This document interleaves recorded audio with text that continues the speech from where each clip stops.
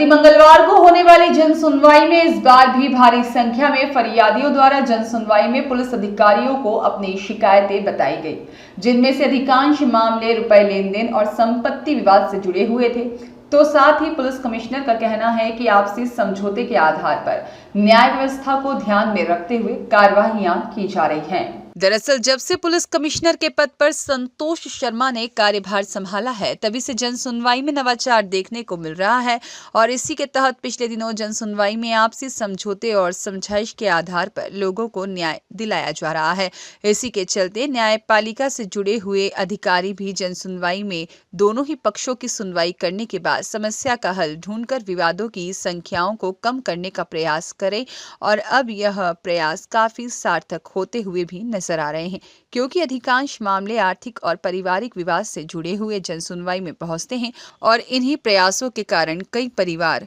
जुड़ते हुए भी नजर आ रहे हैं। पुलिस अपनी कानूनी कार्रवाई कर रही है, पर कई बार आवेदक को ऐसा प्रतीत होता है कि उनकी जो बात है उसको सही उस तरह से लेके कार्रवाई नहीं की गई है, तो सारी कार्रवाइयां की जा रही हैं।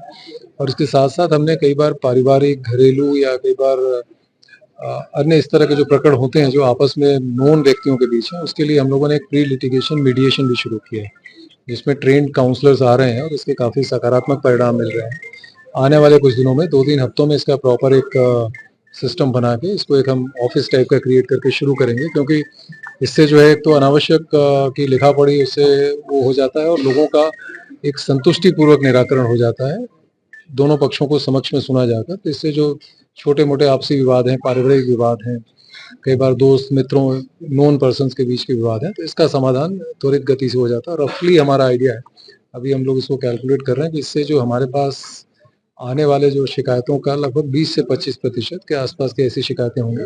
उसका हम संतुष्टिपूर्वक और अच्छे प्रकार से निराकरण करा पाएंगे। पिछले 2 दिनों से 2 जनसुनवाई से जो मध्यस्थता की जो क्लास लग रही है, जो सुनवाई चल रही है, क्या इसमें कुछ रुझान मिले सफलता की ओर की? कितने प्रकार नहीं मिले हैं। आज जैसे अभी काउंसलर्स जो हैं हमारे, उनसे बात हो रही थी, तो उनका ये कहना है कि लगभग 4 हफ्ते पहले जो पहली जनसुनवाई मेरे द्वारा ली गई थी, उस जनसुनवाई के कुछ आवेदन पत्रों का संतुष्टिपूर्वक निराकरण हुआ है। मीडिएशन का पर्पज ही यही होता है कि हम उसमें ऐसे मामले जिन पे अभी विजिबली आपराधिक वो नहीं है, आपराधिक कृत्य नहीं हो रहा है, बल्कि वो इस तरह का उसमें है कि उसमें हम बातचीत करके उसका समाधान कर सकते हैं, दोनों पक्षों को बुला के, जैसा मैंने कहा पारिवारिक,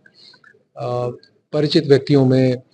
दोस्तों में कई बार जो है वो कई प्रकार के गतिविधियां ऐसी रहती हैं कि जिनको आमने सामने बैठ के और उसका संतुष्टिपूर्वक